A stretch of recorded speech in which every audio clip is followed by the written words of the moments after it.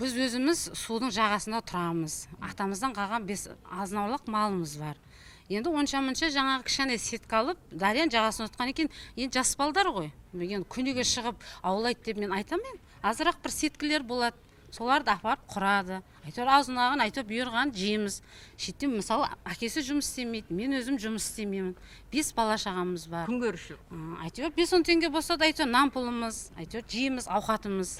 Балық аулап нәпақасын тауып жүрген жастар бұл жолы инспекторлардың қолына түсіп қаламын деп ойламаса керек. Олардың айтуынша белгісіз азаматтар өздерін республикалық инспектор ретінде таныстырып, аңшылық қарудан оқ атқан. Алайда мамандардың үстінде арнайы киіммен еш құжаты болмаған. Жоқ, ол бірінші 2 рет атты. Бізді 2 рет атқан соң оқ тиді, белгі кіріп кетті. Демаламай аузымды ашып кеттім, уже бүйрек жаға тиген соң. Уже оқ тиді деп айтсам тыңдамайды, уже аты тарс 2 рет атқан соң бар. Я республиканский инспектор сондай деп айтты, короче. Осы қарап та атып отыр, бияқтан да атып отыр. Қарамас, сенбейді оны. Бір адам атты ма? Иә, бір адам. Түрі басқа жерлер есінде бар ма? Ат жөнін білмейсің маған, дұрыс па? Білмеймін, танымаймын. Түрлерін танай аласың ба? Жоқ, көрсеткен жетон. Жетон ештеңесі жоқ. Сен өзі болды, айшын бұрын. Өзін неде таныстырды олар? Таныстырған жоқ осы жолы өзі. Инспектор деді ма? Егер деді ма? Жаңағыда 2 рет атып болғаннан кейін бар, осыны әңгіме айтып отырмын. Не деп айтты? Республиканский инспекторымыз. Инспектор деп таныстырды өзін. Содан кейін айтты осыны. Кім сенеді? Кәдімгі шөлсік футболға. Бойларын үрей билеген азаматтар бірден қашуға ұмтылып, инспекторлардан жасырынып қалған. Олардың бірі бүйір тұсынан, ал екіншісі аяғынан жарақат алып, туыстарын көмекке шақырған. Сонымен жайшаме балаларым тыныштық па деп едім, бір кісілер бізді мылтықпен атып тастады деді. Сонымен мылтық деген соң мен жаңа әлім қалған жоқ.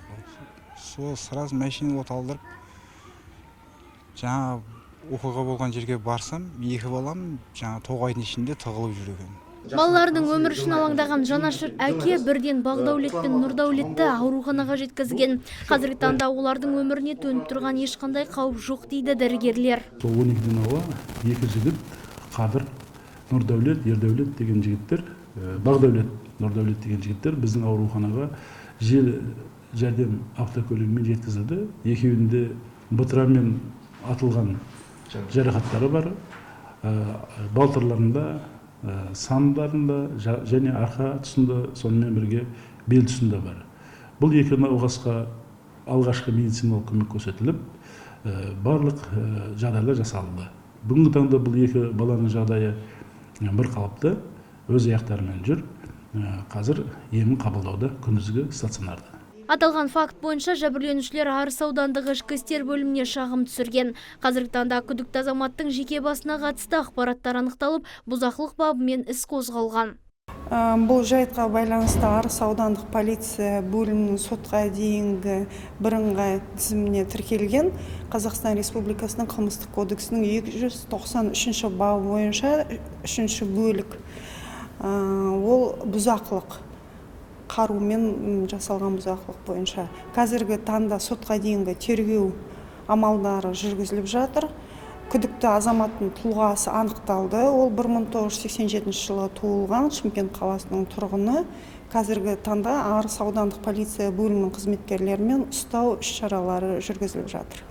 Заңға сүйенсек, инспекторға қауіп төнген жағдайда ғана оқ атуға құқы бар. Ал қалған кездерде мәселені қарумен емес ақылмен шешуі керек екен. Өйткені әрбір оқ-дәрі ішкі істер органдарында тіркеуде тұрады. Нұргүл Жолымбетова, Шакир Омаров, Антон Семенов, Абзал Тұрабеков, ТВК телеарнасы.